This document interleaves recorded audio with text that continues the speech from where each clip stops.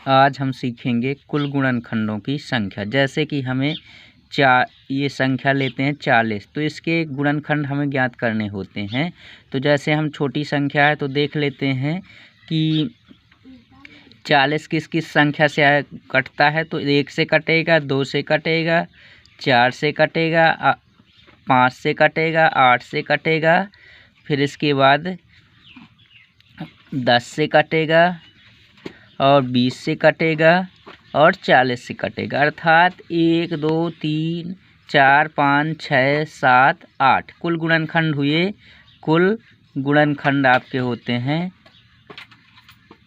गुणनखंड बराबर 8। तो हम अब देखते हैं, जैसे कोई बड़ी संख्या है फिर भी देख लेते हैं कि इसके आप अभाज्य गुणनखंड करते हैं तो 2 से काटे तो 20 आता है आपका, और फिर 2 से काटते हैं तो 10 आता है, फिर 2 से काटते हैं तो 5, अब 5 से काट लेते हैं तो 1। इस प्रकार से 40 के आप अभाज्य गुणनखंड निकाल लेते हैं। तो क्या आता है 40 बराबर 2 गुणे 2 गुणे 2 गुणे 5 बराबर। अब इसको घात के रूप में लिख लेंगे तो 2 3 बार आया है तो 2 की घातें हम 3 लिखेंगे गुणे 5। अब जैसे कुल गुणनखंडों की संख्या ज्ञात करते हैं तो हम क्या करेंगे, ये घातों पर जाएंगे। घात 3 है तो 4 लिखेंगे। एक अपने मन से आगे बढ़ा करके लिखना। एक जैसे 3 में 2 की घातें 3 हैं और 5 की घातें 1, तो इसमें से 3 को हम 4 लिखेंगे और यहाँ गुणे का निशान है तो गुणा लगाएंगे, और 5 की घातें 1 है तो इसको 2 लिखेंगे। इस तरह 4 और 5 का गुणा 8 हो जाता है। जो हमने चेक किया था कि 1 2 4 5 8 10 20 40 कुल गुणनखंड हुए थे आपके 8। तो इस तरह से आप क्या शॉर्ट मेथड से जल्दी प्राप्त कर पाएंगे। यदि कोई बड़ी संख्या दे देता है तो आप उसमें निकाल तो लेंगे लेकिन टाइम ज़्यादा लगेगा, इसलिए आप क्या करेंगे, इस मेथड का प्रयोग करेंगे। फिर दूसरी संख्या लेते हैं हम 240। अब जैसे इसके गुणनखंड हमें ज्ञात करने होते हैं तो हम क्या है, हमें ज़्यादा टाइम लग जाएगा। यदि हम शॉर्ट ट्रिक के माध्यम से ज्ञात करते हैं, शॉर्ट ट्रिक्स के माध्यम से, तो हमें जल्दी आंसर तक पहुंचने में आसानी होगी।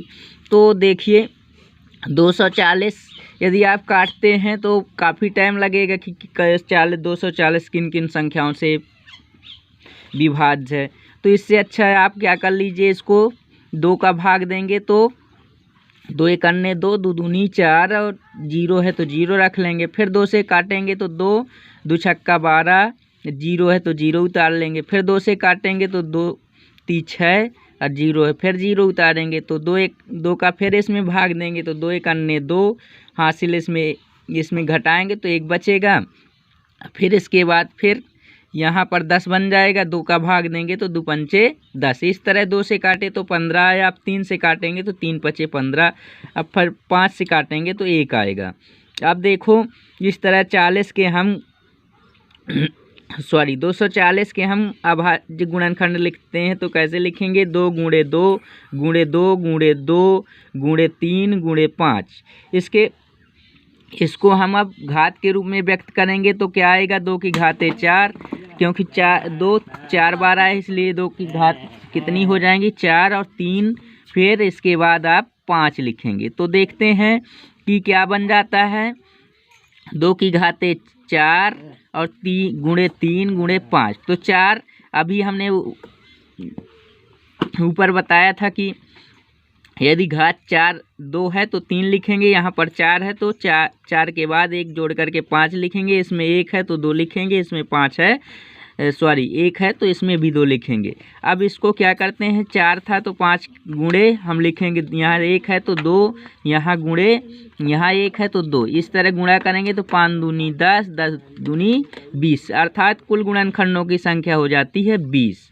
इस तरह हम इस विधि से हम आसानी से 240 के कुल गुणनखंडों की संख्या ज्ञात कर सकते हैं।